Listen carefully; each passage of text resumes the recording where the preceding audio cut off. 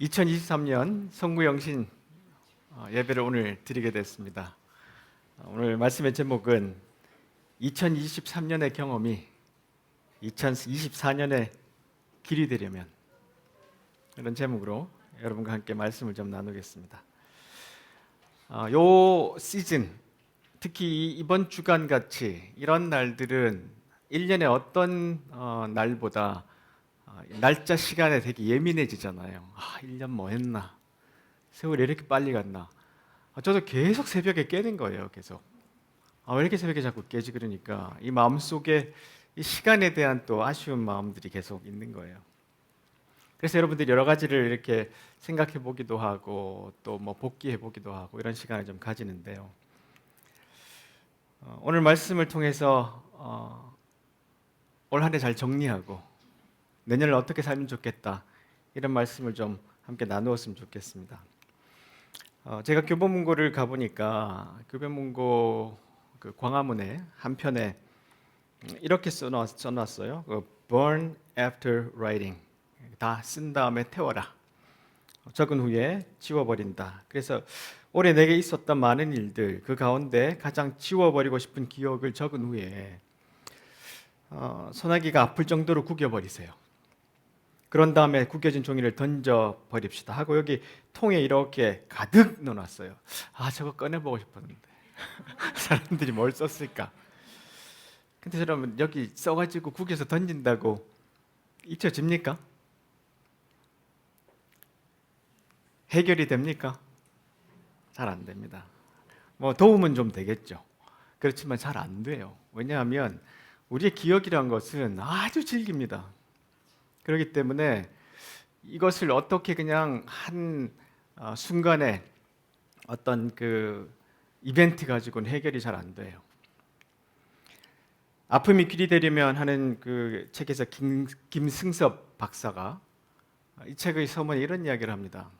이분이 이제 원래 의사 전공을 해서 그냥 다른 사람들 병을 직접 고치는 그런 일을 하려고 하다가 이제 역학을 쫓아가는 보건 전문의가 됐습니다. 이분이 이제 이걸 자기 전공을 소개하는데 이렇게 소개합니다. 역학, 이것은 질병의 원인을 찾는 학문인데, 역학 연구가 뭐냐 하면 흡연이 폐암의 원인이고, 옛날에 잘 몰랐어요. 그래서 그걸 역학 연구를 해보니까 흡연이 폐암의 원인이구나. 노동자가 벤젠에 노출되면 백혈병에 걸릴 수 있구나. 이게 이제 그 반도체 만드는 분들이 백혈병에 걸리는 일들이 생겼잖아요. 이게 왜 생겼나? 근데 이걸 역학 조사를 해보니까 이 벤젠이라는 물질이 우리에게 백혈병을 일으키는구나. 그래서 이것을 계속해서 데이터와 통계를 쫓아가면서 복기를 해보는 학문이에요. 자, 그리고 이제 메르스 같은 전염병, 이것이 유행하거나 아니면 뭐 최근에 있었던 우리가 참 몇 년 동안 고생을 했잖아요. 이런 바이러스들, 코로나 바이러스, 언제 지금 또 새로운 변이가 온다 그러잖아요.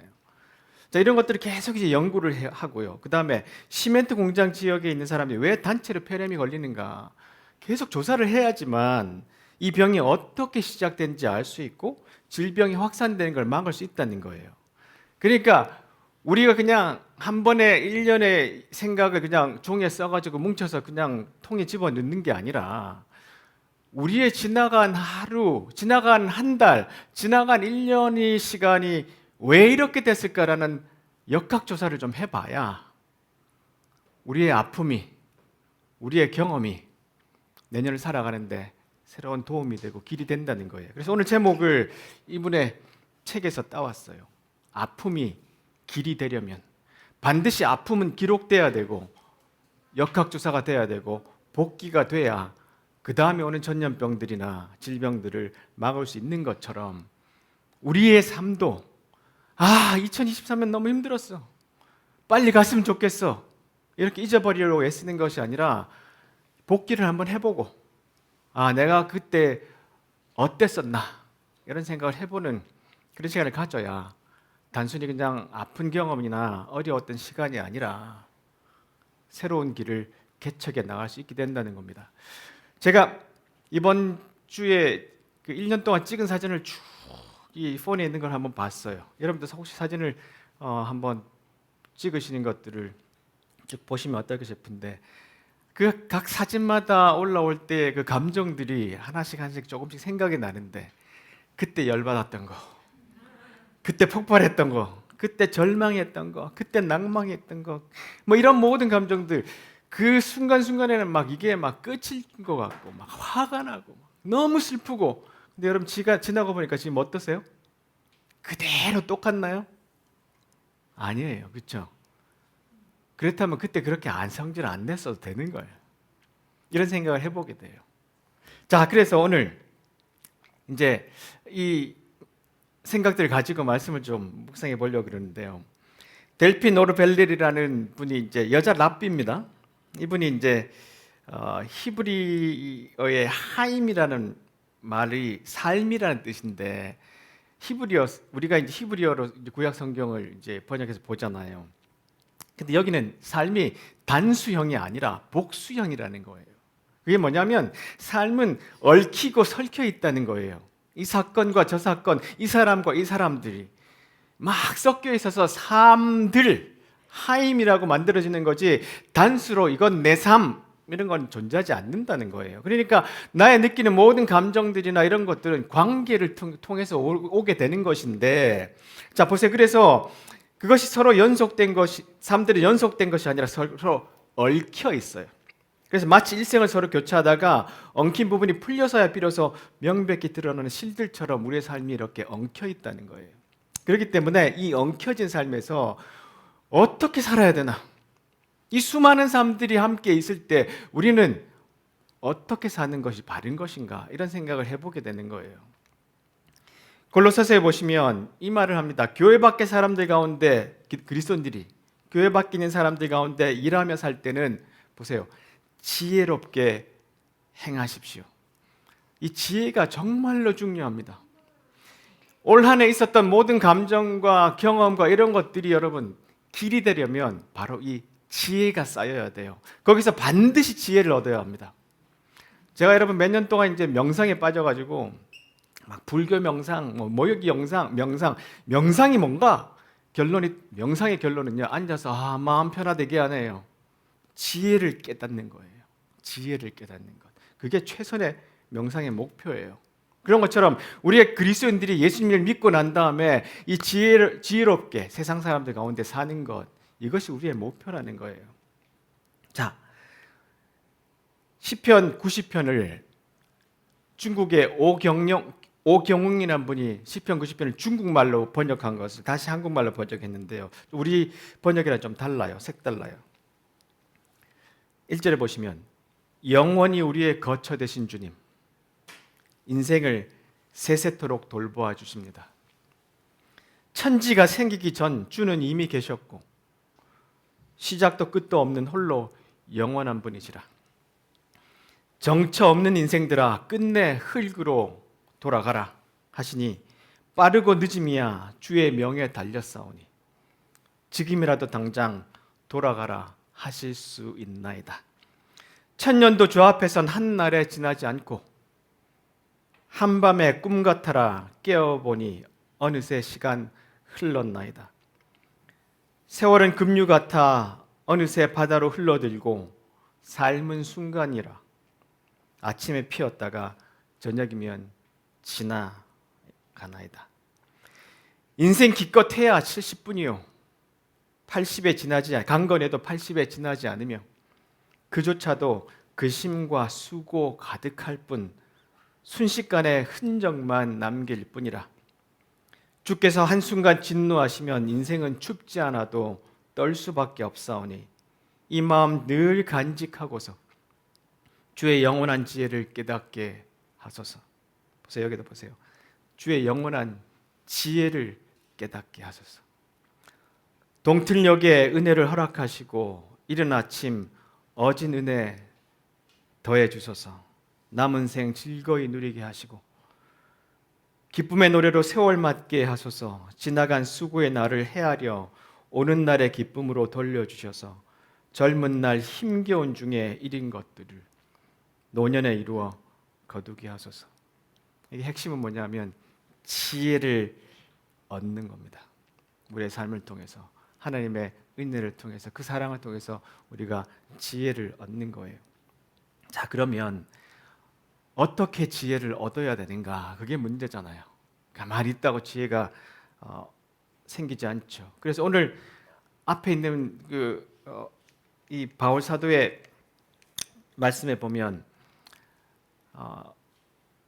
나라가 가진 것을 만족하고 어떠한 환경에도 감사하는 법을 배우고 가난을 이겨낼 줄도 알고 부요함을 누릴 줄도 알고 배고플 때나 배부를 때나 넉넉할 때나 궁핍할 때나 어떤 형편에 처해서도 기뻐하고 즐거워합니다.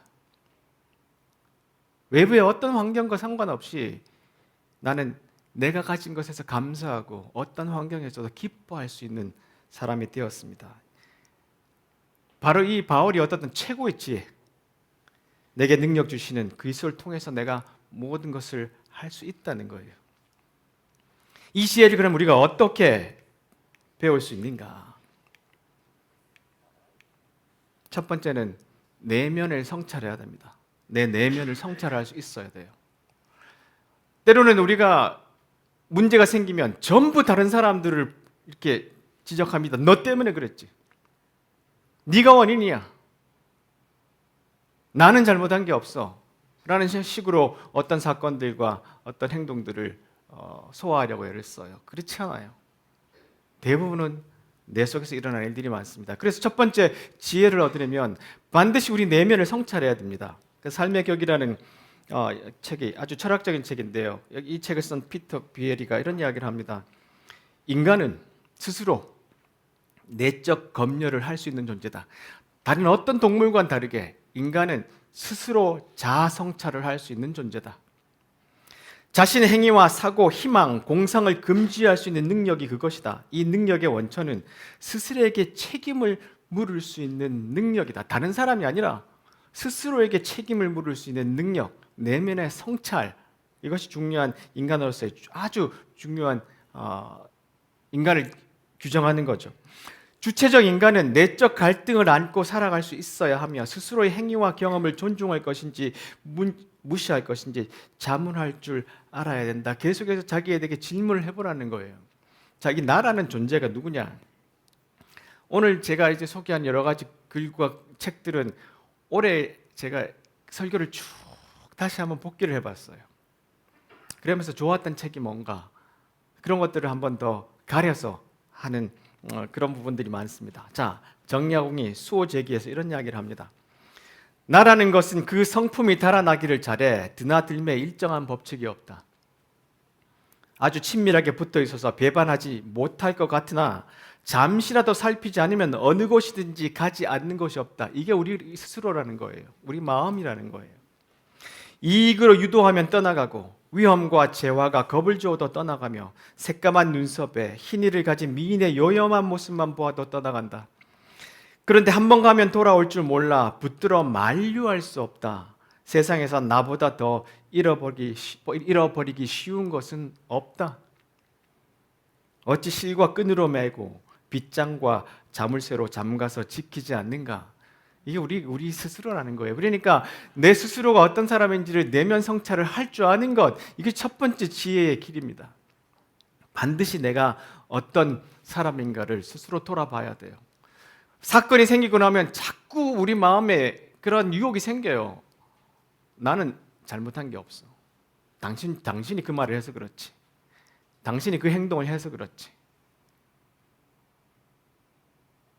근데 대부분 나중에 돌아보면 그렇지 않은 경우가 참 많아요.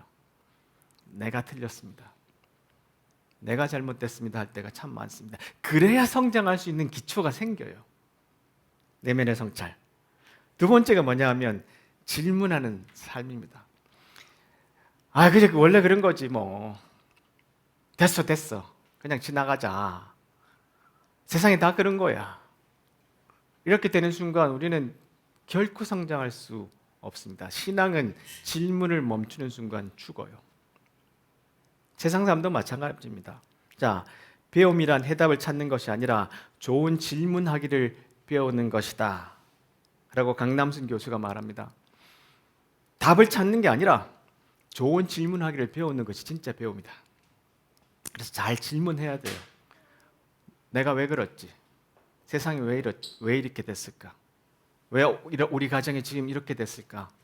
이런 식의 자꾸 좋은 질문들을 만들어내요. 누구를 폄하하거나 누구에게 어떤 블레임을 하기 위해서가 아니라, 배움이란 해답을 찾는 것이 아니라 좋은 질문을 하기를 배우는 것인데, 현실 세계의 변화는 단순한 해답을 가져오는 사람에 의해서가 아니라 좋은 질문을 던지기 시작한 사람에 의해서 만들어졌다. 이건 개인도 마찬가지고 가정도 마찬가지고요. 우리 세상도 마찬가지입니다. 그래서 서로에게 좋은 질문을 던져보는 것. 여보, 우리가 올해 어땠을까? 조금 이렇게 봤으면 달라졌지 않았을까? 그때 우리가 배운 게 뭘까? 라는 질문들을 해가면서 자기 삶을 조정해 가는 거죠. 좋은 질문은 보다 풍성한 사유의 세계로 초대하는 초대장이다. 좋은 질문을 통해서 사람들은 생각하지 않았던 문제들에 대해 각자의 정황을 새로운 눈으로 들여다보게 된다. 좋은 질문은 사건의 진실에 접근하게 하고 개별인의 독특한 측면을 드러내기도 하고 보통 사람들이 생각하지 못했던 것들을 생각하기도 이끄는 강력하고 효과적인 장치가 되어준다. 성찰한 다음에 생기는 좋은 질문들을 서로 나누고 그 질문에 대해서 한번 서로의 이야기를 서로 들어보는 것. 이것이 지혜를 얻는 두 번째 아주 중요한 또 방법입니다. 빌립보서에 보시면 아까 우리가 볼 때 내 처지가 힘들어서 그러는 게 아니라는 거예요. 이젠 내가 이 모든 주님과 동행하는 과정을 거치고 나니까 나에게 지혜가 생겼다는 거예요. 그러니까 내가 어떤 곳에서도 주눅들지 않고 만족하고 감사하고 하는데, 문제는 이 만족함이라는 게 문제예요. 만족함. 여러분 올해 삶에 만족하십니까? 오늘 저는 참 한 해 살았던 삶이 참 만족합니다. 난 그렇지 않습니다. 뭐 이렇게 이제 여러 가지로 대답할 수 있겠죠.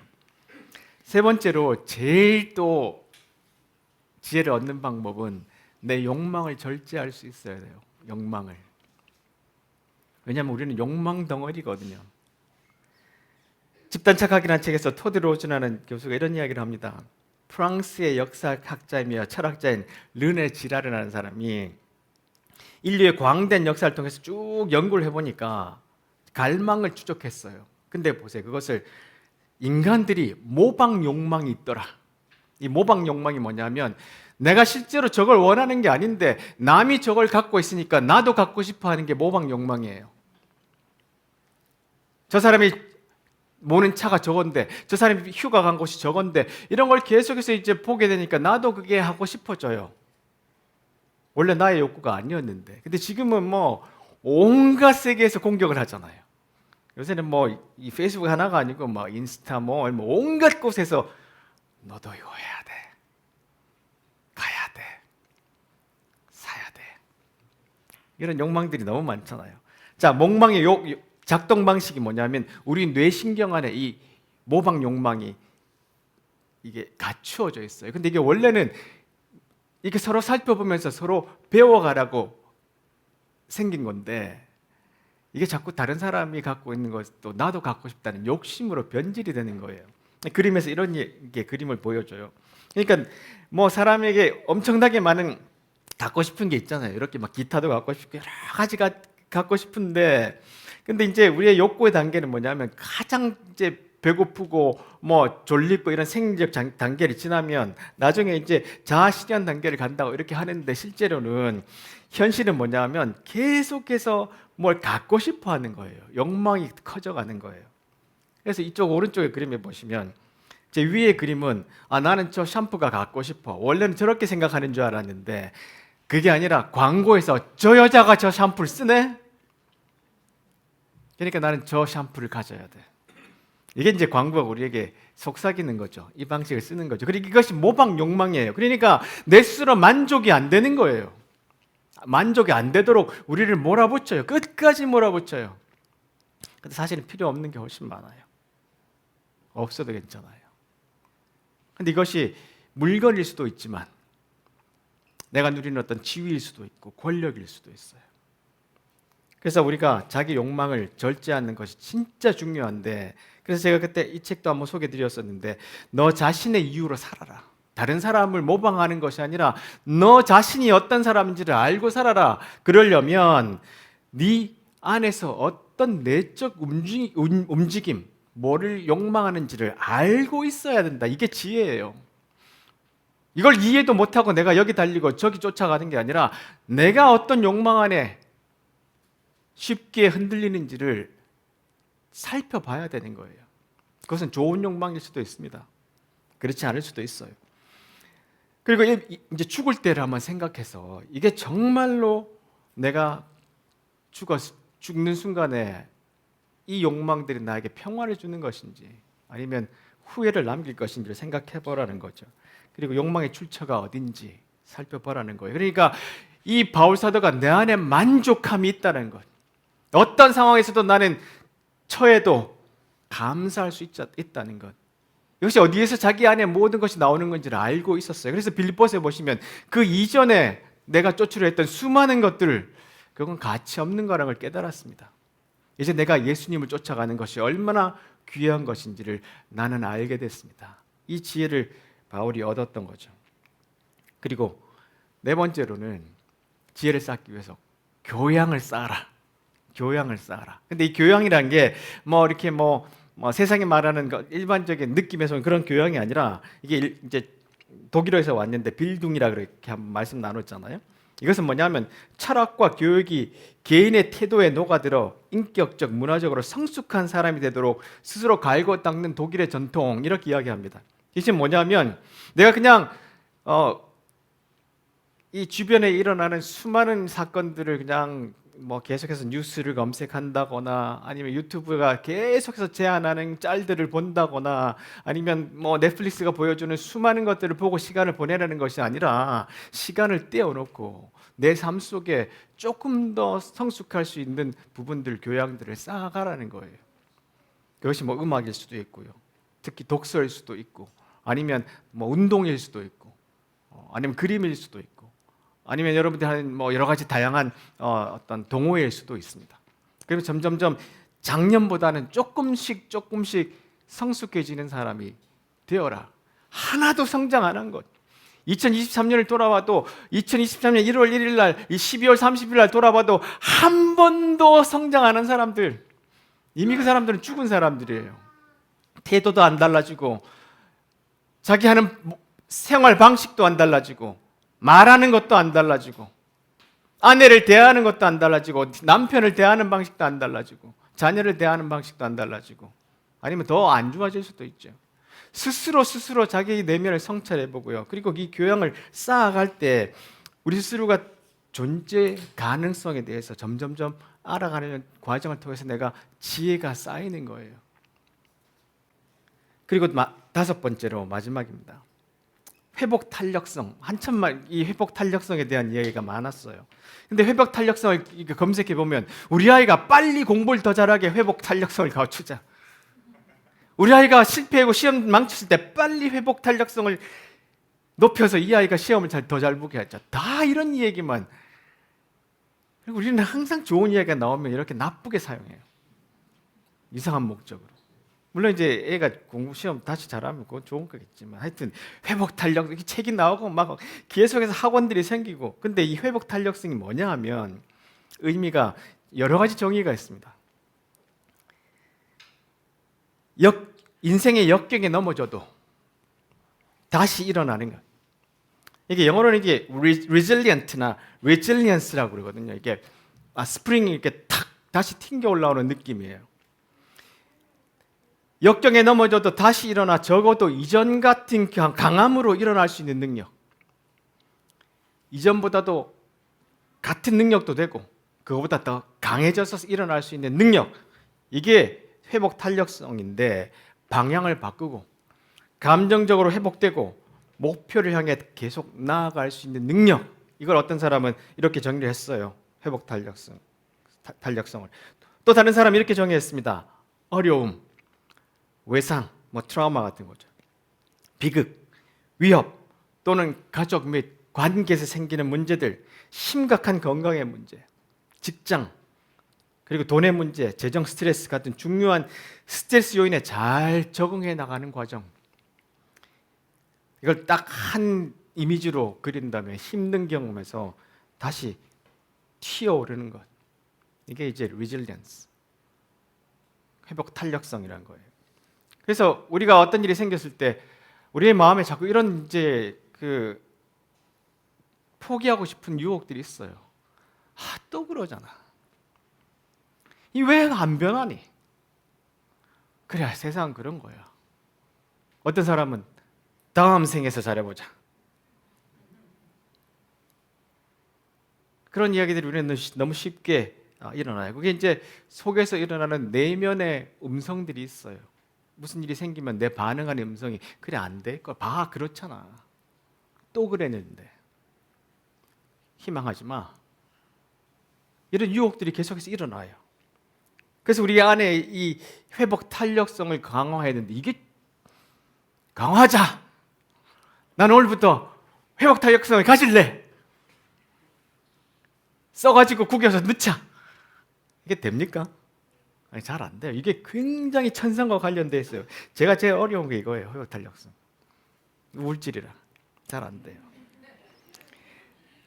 우리 인생의 바람을 초대하려면 이 책도 참 좋은 책인데 여기서 이분이 이런 이야기를 합니다. 사람은 명심하십시오. 삶이 제공하는 최선을 온전히 누리고 싶어하는 마음이 매일 아침 우리를 침대에서 일으킨다는 걸 계속해서 그냥 주저앉고 싶고 그냥 게으르고 싶을 때 뭐가요? 최선을 온전히 누리고 싶어하는 마음이 우리를 끌어낸다는 거예요. 땅굴과 소굴은 토끼나 두더지에게 양보하시고 인간은 빛과 탐색의 존재입니다. 우리는 끊임없이 찾아다녀야 돼요. 밝음을 향해서 나아가야 합니다. 그러니까 가능성의 문은 활짝 열어놓고 이건 안 될 거야가 아니라 가능성의 문을 또 열어놓고 한 문이 닫히면 다른 문이 열린다. 주님 우리를 그렇게 인도하신다라는 믿음을 갖고 오늘도 나가야죠. 앞으로의 당신의 선택과 결정에 따라 문을 하나씩 닫아갈 시간은 얼마든지 있습니다. 산다는 것, 수동적으로 숨만 붙어 있는 게 아니라 진짜로 산다는 것은 가능성의 장을 끝까지 달려보는 것입니다. 나는 여기까지 왔으니까 됐어, 더 이상. 이게 아니라 앞으로 우리가 주님 앞에 갈 때까지 계속해서 진짜로 살아가야 된다는 겁니다. 혹시 여러분이 이분이 이제 누구냐면 요기 베라라는 분이에요. 이분은 이탈리아 이민 가정에서 자란 아주 가난한 집에서 자랐습니다. 키도 1m 한 70일 정도 되는데 야구 선수로는 아주 이 신체 조건이 좋지 않았어요.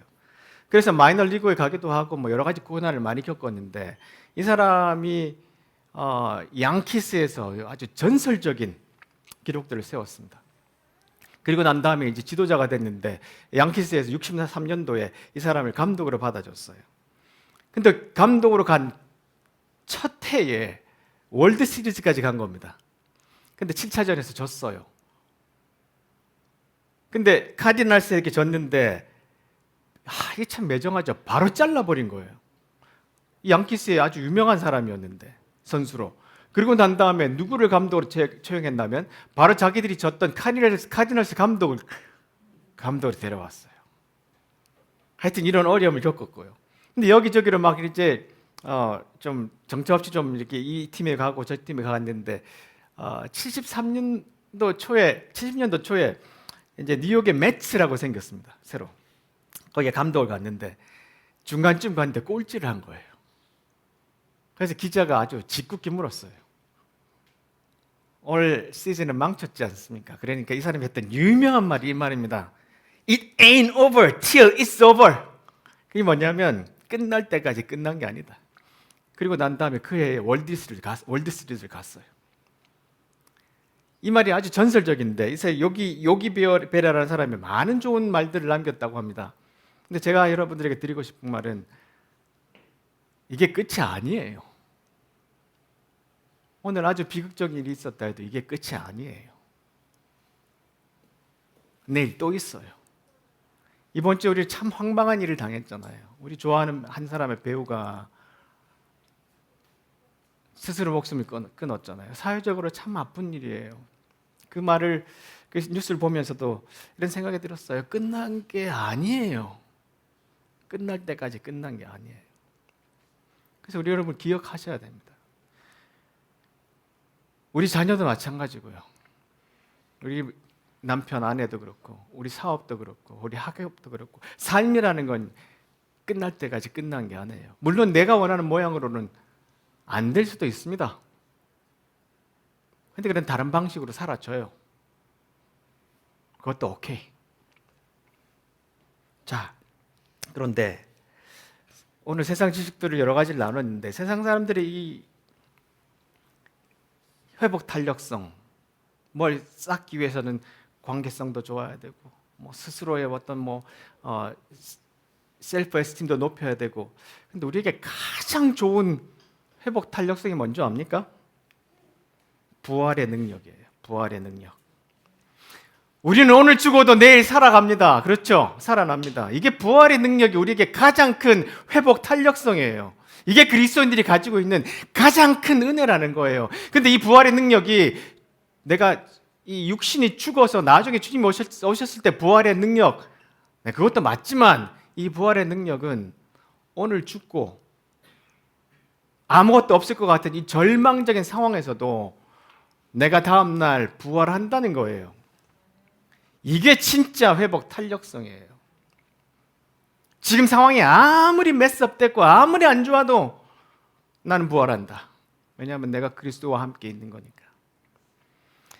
나는 그리스도와 그분의 부활의 능력을 알고 그분의 죽으심을 본받아 그분의 고난에 동참하는 것이 무엇인지 알기 위해 어떻게 해서든지 죽은 사람들 가운데 살아나는 부활에 이루고자 합니다.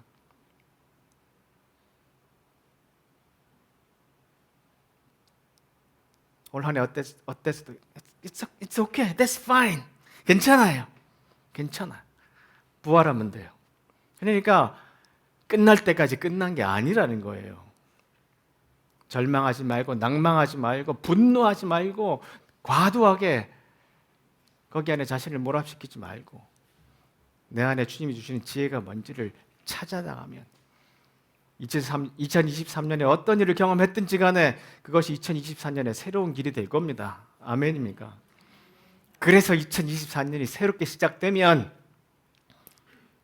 또 우리는 새로운 삶을 또 살아갈 수 있게 될 것입니다. 기도하겠습니다.